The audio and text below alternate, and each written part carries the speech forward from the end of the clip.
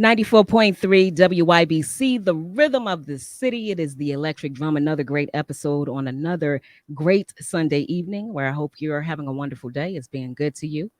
I have the pleasure of speaking with someone great. In fact, it's Sunday, so she was in service earlier today, but now she is in service here with us, ready to give us her story and tell us everything that she has going on. I am talking about none other than Pastor Me'Shea Carmichael-Marks of Kingdom Love Center Ministries. Thank you for joining us today. Thank you for having me. It's my pleasure. So, the first thing I want to ask is, what do you want me to call you? Am I calling you Pastor Shay, Pastor Me'Shea? Shay is fine. Shay is fine. All Shay right. is fine. She's before we started the conversation, I was telling her she's so calm and soothing. She has this soothing voice. Now, yesterday was the HBCU send off. And ironically, Me'Shea and I attended the same HBCU for a short period of time in Virginia, at Virginia Yeah. State University. Yes. Good times, Me'Shea, but you actually graduated from Southern. Yes. I And did. what was your Go ahead. I'm go sorry. ahead? No, I was going to say I was there for a year and then I transferred to Southern Connecticut State University. Okay. What'd you get your degree in? Psychology and sociology. Nice. So there's usually no rhyme or reason how I do these interviews. And if you're listening, listeners, you know that. I just have a casual conversation. My question to you is psychology, sociology. What was the plan? Like, what did you pursue or see yourself pursuing with that? Well, I wanted to, growing up as a PK, I wanted to get a better understanding of people. And at first, I wanted to be a social worker. And then I was like, I don't want to do that. But I really wanted to understand people and how people work because I had seen so many different things growing up, as a pastor's kid. And just being involved with so many different kind of people. So I said, you know what? Let me get a better and a closer look on why people are the way they are and just try to get a better understanding if it's nature versus nurture or if it's something with their background. So that's why I took psychology. Nice. And you mentioned you're a PK. Both parents were both pastors? both Both parents. parents. So did you see in your future, did you always say, you know what, at some point I'm going to be a pastor? No, that was not the plan at all. But I guess God had another plan, but that certainly was not the plan at all. That wasn't. That is always how it works. He has the ultimate plan. But you said you grew up as a pastor's kid. Was it in New Haven, born and raised? Born and raised in New Haven, the church was always in Hamden. They started the church in 1989. I was 8 years old when they started. Nice. So you're gonna have to take me through this journey, especially with the start of the church. But first, tell us what it was like for you as a pastor's kid growing up in New Haven. It was a lot because we have this stigma that PKs are always the worst kids. So I took that stigma to try not to let it, you know, interfere with my parents. I didn't want them to be embarrassed of me or, because people always judge you based on your children and what your children are doing. So it was hard because the spotlight was always on me. What I was doing, what I wasn't doing, if I was dotting every I and crossing every T, so I tried to really kind of make myself just do right, for lack of a better word, just do right and do what I'm supposed to do as a pastor's kid. It never really was about me. It was just making sure that they was able to hold their head up high and hold their chest out for their daughter. Nice. Where are you an only child? No, I have an older brother. Okay. I have an And older did he, well, I know you really can't speak for him, but did he feel the same pressures? Did he say, I just want to do right for my parents? He felt the same pressures, which is why he kind of did his own thing. He comes to church every now and then, but he's like, listen, I'm not a spotlight person, so I'm gonna do me at this point in time. So I respect him for his decision, but I wanted to, do something different. So we went on different paths. Nice. Tell me about your relationship with your parents growing up. It was an excellent relationship. Especially I was a daddy's girl, always, and still am a daddy's girl. But my mother was a little bit more harder on me, which I didn't understand at the time. But now that I'm an adult, I get it. And a mother, I get it. Hmm. Always a great relationship. I didn't, like I said, I didn't understand some of the things at the time of how they were raising me and, just how strict they were, very strict parents. but it made me who I am today. So, I'm glad and I'm excited that they did what they did and how they raised me. And you're a mother, as you said yourself. How old is your child? My youngest is 7 years old, and my bonus son is 23 years old. Nice. So do you find yourself implementing some of those same rules that I'm exactly like my mother, exactly like her. I try to be a little bit more lenient, because Mhm. we came up in the era of spare the rod, spoil the child. So Right. the rod wasn't spared for me, but I'm not that. I do more talking, yelling sometimes, but I do Mhm. more talking because he's easier. He understands more. So I kind of talk to him the same way, but I'm a little strict as if as how was I was raised because I want him to kind of grow up the same way. I Right. feel like that turned out okay. Absolutely. You turned out spectacular, Me'Shea, if I can say from the outside looking in. Now, schools, I already know you graduated from high school co-op. Yes. What was the elementary and middle school you attended? Elementary, I went to Wexler, and middle school, I went to Troop. Okay. And if you don't mind sharing, what was your circle? Because obviously, as a pastor's child and wanting to be right for them, do right for them, and lead by example, your circle plays an important role in that. Tell me about your circle in elementary school, middle school, and high school, and how you selected them, your friends. I really didn't. Ironically, I'm still friends with mostly everyone that I went to middle school with. And I can't say elementary too. I can't remember too many of the elementary school people, but most of the people that I went to troop with went to co-op, and a lot of them went to Virginia State. So I'm still very much close to all of them. I would say calm. We were all like very just different people, but I'm a calm person. I don't like a lot of attention. I'm a Mhm. pastor, but I don't like a lot of attention. So I really selected people that weren't too rowdy and too out there like that. But otherwise I'm still friends with pretty much I would say 90% of the people that I grew up with. Do you have friends growing up or even now that are also PKs? I have a lot of friends that are still in ministry. One that I went to school with, Pastor David McClure Jr., he's a pastor now. We Okay. both went to co-op together. Alana, who was my best friend, Alana Cable, she is a minister. So we, pretty much most of them are in ministry and working in ministry. Now, even though you said you didn't see it for yourself, did you see it in your friends, the ones that became ministers and went into ministry? We was cutting up so bad and just trying to steer away from that lifestyle and try to create our own self that I Yeah. did, and not that I didn't see it, but I think I didn't want to see it because I wanted to kind of create a name for myself.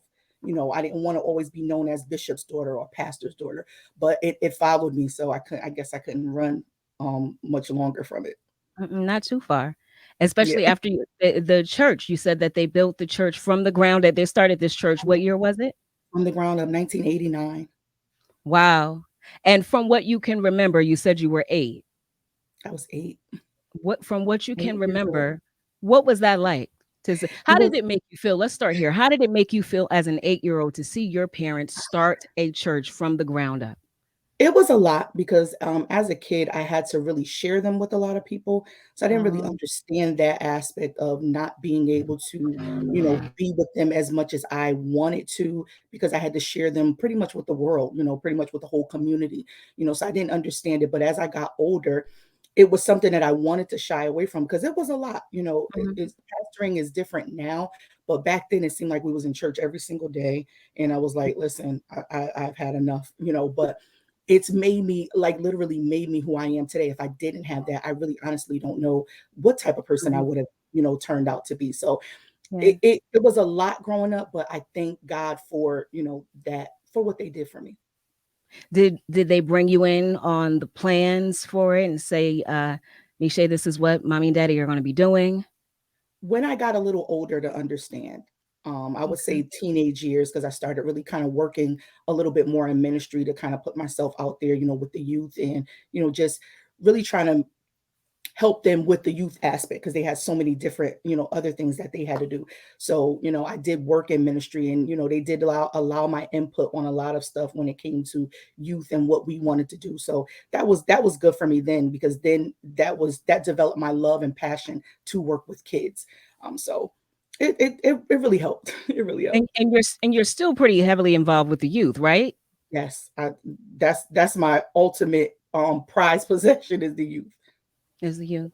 If you're just tuning in, I am speaking to Pastor Me'Shea Carmichael-Marks of Kingdom Love Center Ministries. We were just speaking about 1989 when her parents started Kingdom Love Ministries. Did you expect it to be around this long? No, no, not at all. I Not at appreciate all. your honesty. Not at all. Talk to me more Next about that. year, next year will be 35 years, and actually this year is my 5th year as a successor of the senior pastor of Love Center. So next year we'll be celebrating 35 years of ministry. So A- again, I did not expect it to be still there. Amen. That's a blessing, though. If Yeah. if you don't mind, you said as the successor. Would that have been your mom? Yes. So my dad is a bishop, Bishop Frankie Carmichael. My mom was a senior pastor, and once when my mom passed away, um, I I already knew, I would take over, but it was given to me at that time, 2018, August of 2018. And your mom, Dr. Kim Carmichael, Yes, is it going? I know it's a touchy subject, so I don't want to spend I'm too much okay with time. it. I'm You're okay with okay? it. Talk Yes. to me about your mother, and I know you saw her impact, as you said, even as a child, but as an adult, the impact your mom had on the church, on the community. Talk to me about what you saw in your mom. Well, first of all, it was greatness. My mother just was an amazing individual that I saw as a person of just she could do no wrong.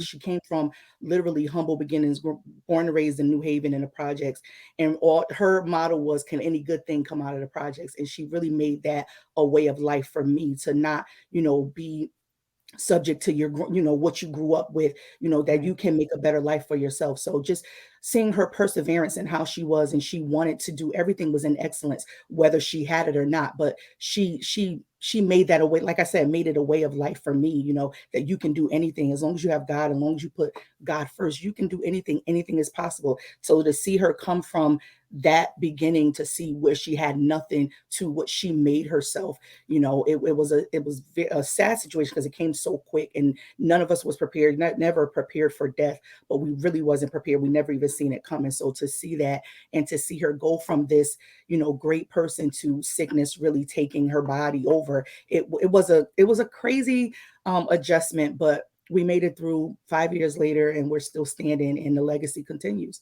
The legacy continues, and in fact, you started a an organization based off the legacy of your Yes, mom. yes. Dolls, tell us about that.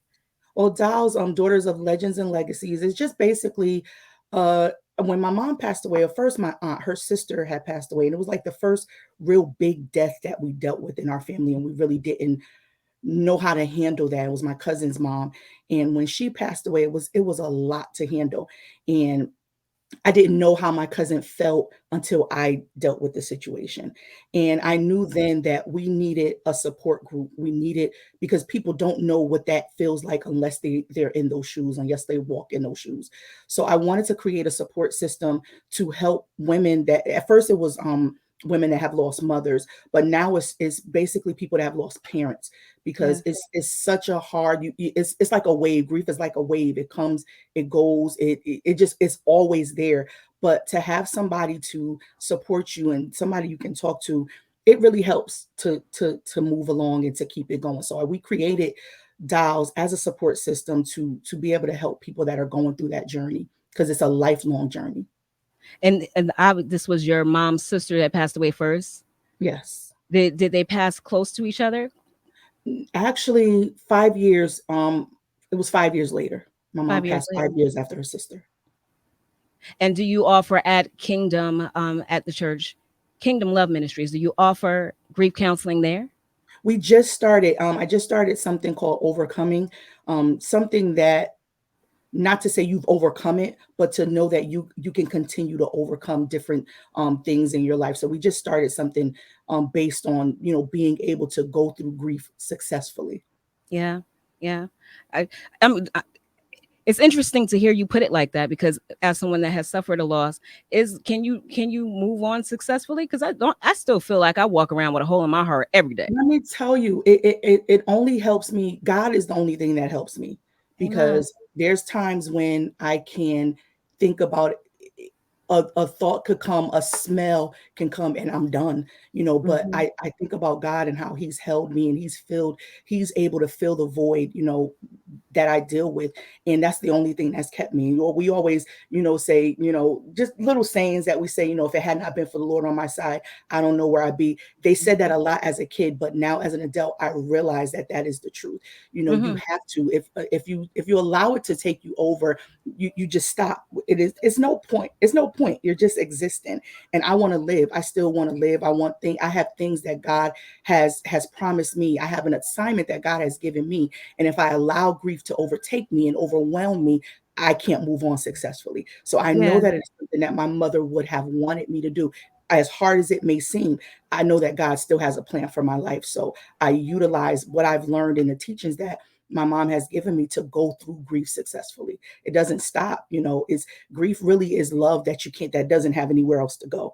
So I utilize that time. I let it do what it do. If I'm feeling some type of way, I let it do what it do, but I don't let it overtake me. And I Mhm. and You I allow move. yourself to feel it. I love Yeah. it. Okay, so but I feel like you just gave us a sermon. I feel like you just preached a little bit. So my question to you is, when was the first time you gave your first sermon? When was that? I want to say it was around 2005, and ironically, the title was "Take Off the Mask." That was Mm. my first message. Take off the mask. It was like 2004 or 2005, something like that. And then I was ordained minister after that. What was that experience like for you? It was scary because, to be honest, I felt forced. I felt like I had no other choice but to do it. And then it wasn't until, and I tell everybody, it wasn't until the death of my mother that I really kind of understood what my assignment was and what it was I was called to do.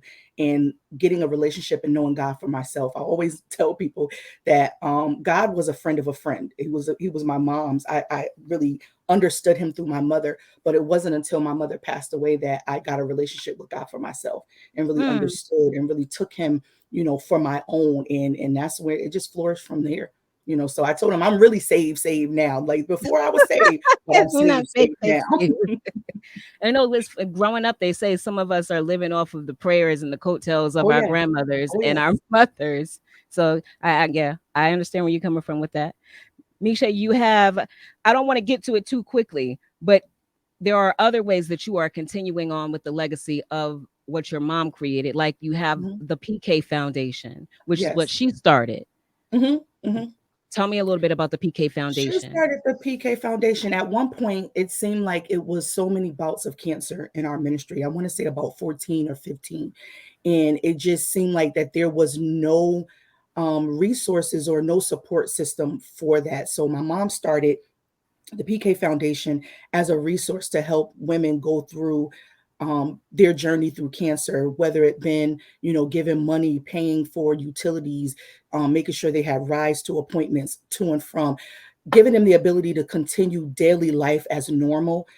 That's what she did to really kind of, make them not feel like all was lost. That was her goal, was to make them know that, God is a healer, however he does it, but all is not lost. And you do have a support system, because a lot of times people go through sicknesses and they isolate themselves and they feel like, nobody is there. So she wanted to make sure that people knew that they had a support. We may not understand, or know firsthand what you're going through, but we're going to be there to help you get through it. So I wanted to continue that, because going through the journey with her, it wasn't easy. It really wasn't easy to watch, different appointments, and just it was a lot, and not understanding what she was dealing with, having to really have to deal with that. It's like, I pray for these people, and these people have been healed. God has healed them, and now I'm going through it. So it was, for me, I had to keep that legacy going, because I know that that's what would have wanted.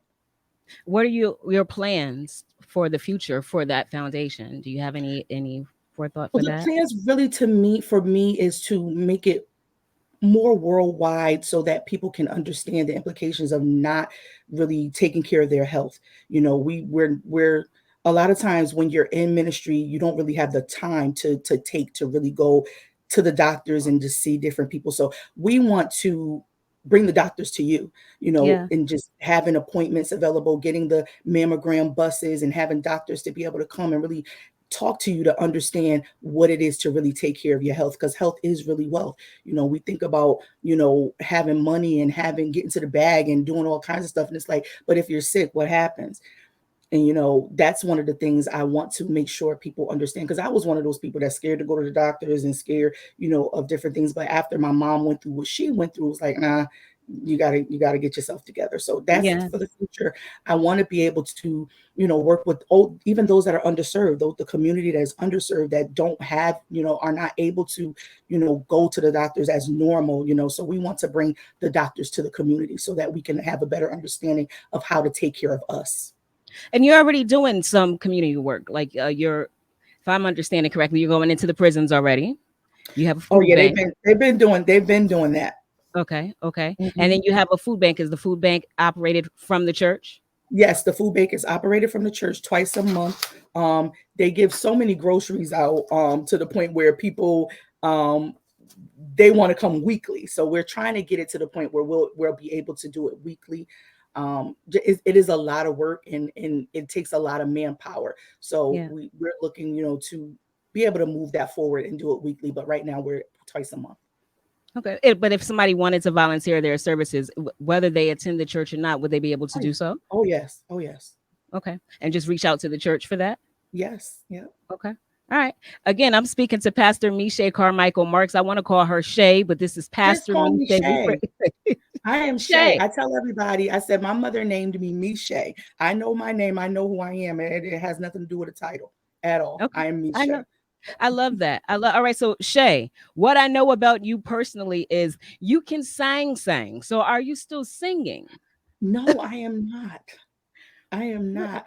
Um, I told you before, I've always been very, very shy. I am an introvert at heart and a forced extrovert, and I Mm-hmm. never really liked to sing. And crazy enough, I married a singer. So he does all the singing for me. And now my son, the little one, he sings like an adult. So we're training him so that he can take over the reins. I try to dabble a little bit here and there, but I told him I'm washed up now. I ain't no singer. I'm a I preacher. I doubt it. It would. When I used to hear Me'Shea sing, all I can tell you is that she can blow. Beautiful voice, beautiful voice. Thank you. And another talent of yours, I don't know if it's really a passion, hair. You were in the you keep making these faces, Me'Shea. It's so crazy. I tell people I wear so many hats, and hair has always been a passion of mine. But it got to be, once I became pastor, it got to be too much for me, because it does take a lot of time. You really spend a lot of time in the salon, so I wasn't able to do it as much as I would want to. And really, it turned into counseling sessions versus doing hair. So it was like, okay, well, I could just counsel you at the church, and I don't have to do your hair either, too. But it became to be a little bit overwhelming. So I had to choose. And of course, God comes first. Amen. Amen. But you still get a little bit of ministry in there, that evangelism I when you're still, doing and I hair. said, eventually I would love to go back to do it. Eventually. Okay. No pressure and no time soon, it seems like. I Yeah, understand. I yeah, understand. no time We soon. have the 30th anniversary of an event coming up. It's called Yes, Raw, Righteous Anointed Women. Tell me about yes, this event because it's 30 years. And then you said the church has been there for 35 coming up, right? yes, So this is a yes. big time. Tell me about this event. This event, my mother, it was birthed in the heart of my mom in, I believe, 1992 as a luncheon. Um, it was 1992 as a luncheon, and then it turned in the next year. It turned into a weekend celebration where that's when she then named it, Raw, Righteous Anointed Women. And her thing was to help women, um, turn their scars into stars. That's what she would say. And Okay. to be able to overcome various obstacles while being able to reconnect to their purpose in life. So I wanted to keep that going, keep the momentum, and just keep the legacy moving. And from there, it has evolved into just amazing weekend that we look forward to every single year. Okay. And it's coming up on July 22nd. July 21st through the 23rd, I believe. 3-day weekend. So on the 3 days. first day, what do you have scheduled to So take place? on the first day is our Friday night service. We have Pastor Wanda Fraser Parker from North Carolina, I believe. That's our Friday night service. On Saturday is a whole day event. We start out with a prayer breakfast, and that's going to be with Lady Kanae Brown. She's from Bridgeport, Connecticut. And then we'll go into some transformation um, testimonies with some of the women that have been at Raw for many, many years. Minister LaJamia Banks, Minister Cheryl Bell, and Evangelist Jamila Massey. So they'll be doing that. And then that night, Saturday night, is our gala event, our black tie event, where it's our 30th anniversary celebration. And we'll have entertainment and just so much going on at that event. And then Sunday we close out. It would have been me, but we'll close out with our overseer, Pastor Mark Vereen out of Virginia, Richmond, Virginia. Okay. All right. And how do people get tickets, or how do we go ahead and register for So this? they just call the church. They can go to the website is www.kingdomlovecenter.org, or they can just call the church 203-772-4314, and they'll have all pertinent information for you. Nice. Shay, you say that you are connected to the youth. You love the youth. You obviously are a pastor of a church. My question to you is, we're obviously losing some of the youth in the church. They're Mhm. in some churches, they're noticeably absent. What would you say to remedy the situation and bring the youth back into the church? Seeing what they're, I would like to hear what they have to say. Building a Mm-hmm. bridge between what's going on with them and what they see. Because a lot of times they judge things based on what they've been through, and church is a lot different from what it was. If I had to judge church based on what I came from, even before my parents were pastors, it is something that I probably wouldn't want to be a part of, because religion is more about um, just starch hard things, and we've gone through the transition of building a relationship, and that has changed so much with me, with building a relationship with God and knowing God for myself. And I think really just hearing them out and hearing what they have to say. A lot of them have turned away, because you have people that act one way in the church and one way outside of the church. So if I'm going to deal with something or someone that's being fake, or I'm deeming fake or phony, I may as well go out in the world and do me. So really just giving them, showing them an example that you can really live right, and live for God, still enjoy yourself and have a good time, and really just hearing them out and not judging them, based on what they're doing, because this is what they do, but it's not who they are. So letting them know that God really still has a plan for their life, regardless of what they've done, regardless of what they've been through. Just hearing them out. I think just giving them an ear and giving them a voice, to be heard, because a lot of times they're doing things because they're not heard. Mm-hmm. I love That's what that. I. That's Pastor Me'Shea Carmichael-Marks saying this. And you mentioned him a couple of times. Your husband, when'd you get married? I got married here. I got married May 25th, 2013. We just celebrated 10 years of marriage, and I met him at co-op. So we've Not been as I was just about to say, this is your high school sweetheart. You know what? I my just high want to school pause and sweetheart. say, when I just mentioned him, the way your face just lit up. That's my dude. When I tell you that's my dude. That's my dude. Nice. And tell me the importance of finding someone. Obviously, your high school sweetheart, but he's in ministry as well. He loves Yes, God. He's led by God. How yes. important is that in your world? And what would you give advice to other people about finding that proper partner? Really, watching my parents, they've been, before my mom passed, they would have been married for 40 years, and Wow. watching them, they always taught me not to be unequally yoked. And, because you go two separate ways. And I always wanted to be with someone that loved God first, because if he loved God, he'll know how to love me. And being able to watch him and see not too much what he says, but watch what he does. And that was able to help me, make the choice. When he asked, I said yes. I always wanted to marry him. When I met him when I was 14, going into high school, so, and it just, he had a difference about himself. I knew he was different, and Hmm. so that was what I was drawn to. I was attracted to his love for God and him as a person. He was just, he made you comfortable, and he's a teddy bear, so I would just say, seeing the red flags and knowing, that you can't change it. If the light is red, it's red. Stop trying to make it green. And that's what a lot of people do.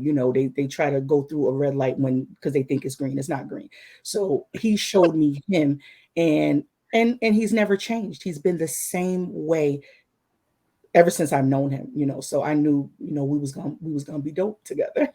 Nice. And congratulations again on 10 years of marriage. Thank you. 5 years down the line, I know as I always say, God has the final say as far as a plan goes. But what would you like to see happen with the church, with your ministry as you move forward? As I move forward, I want to continue to evolve. A lot of times people are stuck in the old way of doing things. And I know that a lot of times change isn't easy, but change is necessary. And I don't want Mhm. to become antiquated or obsolete. So I want to continue to move with God, move with what He's doing in our lives, and be able to evolve with everyone, because a lot of times people are stuck in the old time. And it's like, I'm a different kind of preacher. From a different generation. I'm a little rough around the edges, but I love God. And I want to be able to express that and be able for people to see the love of God through me. So just to be able to continue to evolve in I ministry. think that makes you relatable. It makes you real, which is relatable when they see that you are a real person and that people Yes. are human, and you still don't always do the right thing, make the right choice. I think that's absolutely beautiful. And I'm transparent, and I will let people know, God is still working on me. I've always had one of the things, I've had a temper, and I thank God for the fruit of the spirit because it helps me to have self-control. But I always tell them it's still in me. So, don't call for me if I didn't send for you, just like, let's keep me as Pastor Shay. It's still Sometimes that we nuck don't if want you buck Shay to in come there, out. Shay. I love it. As far as education, do you see yourself going back to get yet another degree? You have your bachelor's and master's. Yes, I do. I actually started, it's so funny. I have two master's degrees, and I was actually going to get my doctorate degree. But a lot of times we move and we don't acknowledge God. And it was a time that was very, very, very rough, in pursuing that and dealing with the death of my mother and being a new pastor. And I knew I had to put that on hold. But I tell people all the time, a lot of times people think because they get to a certain age that they can't change their mind. And I really kind of figured out what my purpose was when I started to acknowledge God on what it is He wants me to do. So I'm looking forward to going back to school to get my license in counseling. Nice. I see that for you. And you said you're very transparent. I know one thing, if you are not verbally, your face says everything it needs to Oh say for yes, you. I You can't can't hide it. hide I can't. that. He didn't work. He's still working on me on other things. I said, but he got to hurry up with the facial expressions because I can't hide it.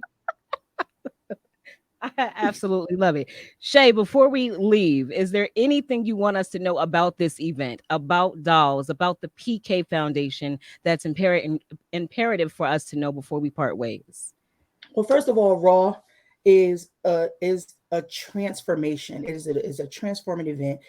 When I tell you, you'll never be the same. You will come in one way and you will never ever be the same. It's about love. It's about fellowship. It's about empowering, motivating, and inspiring you to be a better you. So I'm telling you, it's not an event that people want to miss. If you can get there, I would get there. Any of the services, I promise you'll have a good time. As far as DAOs is concerned, we are working, that's Daughters of Legends and Legacies. We are working on an event coming up in August, I believe. I don't even have the date, but I'll figure out, I'll get the date. But we're having an event to get people together that have lost parents so that they know that they have a support system. It's not Mhm. an event that we come in and we just crying on one another. No, we want to be able to support and uplift and inspire people to continue to move even through grief. So I will have that information as well. And as far as the PK Foundation, we want to be a service and a resource for those that have gone through and those that have survived, because a lot of times, even after survival, you've lost so much and you've been through so much, you got to try to get back on your feet. So we're an organization where, we take donations that helps us to help other people. We don't get paid to do it. We're volunteers, but it helps us to be able to help others journey through what they've gone through. You said that, and thank you for that information. You said that when you were growing up, you did not see being a pastor in your future, and Yeah. you were a little resistant. When you Yeah. accepted that call over your life, did you receive resistance or pushback from anyone else? Yes, I There's that did, and face I again. because thinking back to that, it was a hard time, because dealing with that, becoming a new pastor and dealing with the death of my mother was a lot to handle, and when you think you have, people in your corner and it doesn't pan out that way, it kind of is an adjustment. But really, like, kind of letting myself go and really building my relationship with God. He sent me people, that Hmm. really loved me, really cared for me, and that I didn't have to look over my shoulder to wonder whether they were loyal or not. So it was an adjustment. But when I said yes to the calling, it wasn't easy. It still isn't easy, but he's bringing me through it. He's taking me through it. So I'm welcoming whatever. I just keep my head up because I know he got me. I know that's right. Me'Shea. And the reason, and just in case you were wondering, I asked about the hair is because, again, I went to college with her, and Me'Shea lived right across the hall from me for a quick second. She did my hair, and I swear, I have to be honest about it. I still can't. I had short hair at the time, Mhm. and the way you did my hair was like I can't see anybody else but Shay, right from her dorm room. That's Listen, how that's ill how I she made was. it through. That's how I was making it. It's definitely a grind and a hustle. Yes, But yeah, so if you ever return to that, just let me know. I You'll got you. have a I customer got for you. life. I And then got you. also, I definitely want to come visit the church. It's in Hamden. What's the address? 19 George Street, Hamden, Connecticut, 06514. Nice. This is Pastor Me'Shea Carmichael-Marks. Raw is coming up, and you're going to be hearing the PSA. I'm sure you already have. So make sure you contact the church so you can get registration for the entire weekend. Registration covers the Yes, weekend, plus the PK Foundation and dolls. If you have any questions, you just want to chat with her, you need prayer, make sure you hit up the church so you can talk yes. to Pastor. I feel like I have more questions for you. I really want to dig in your business, but I do have a time limit. So I'm going to stop right now. Well, you have, And if and you have my number, you can call me anytime. I appreciate it. Well, let me just say this before we leave. As far as the pushback, being a woman of God preaching, when growing up for me, you mostly mainly saw men in that position. Was it an issue for you when you, I know you're the successor of your mom and she's a woman, but did you find that people weren't really open to it because you are a woman? No, actually, because of my mom, you know, she kind of opened the door and paved the way for that. So I didn't really get pushback from people. I probably got more pushback because people didn't want the change. They wanted my mother, but a lot of people, got used to it because I sound just like her and I look like her. So most people got used to it, but I really didn't experience pushback because of, my gender or anything. Okay. Okay. That's the last question I have. I promise. That's it. Listen, I'm Wanda Coppage. I want to thank you for joining us this Sunday for the Electric Drum. If you missed any part of this conversation, I'm going to have the video for you on YouTube and on Facebook. So make sure you check it out. And then come back next week. I'll have another great conversation for the Electric Drum. Pastor Me'Shea Carmichael, Marks, thank you. Can't forget the Thank Marks. you. Thank you for joining. All Thank you for right. having me. All right, you enjoy the rest of your Sunday. You have more music coming up. You have been listening to 94.3 WYBC, the rhythm of the city. Enjoy your evening.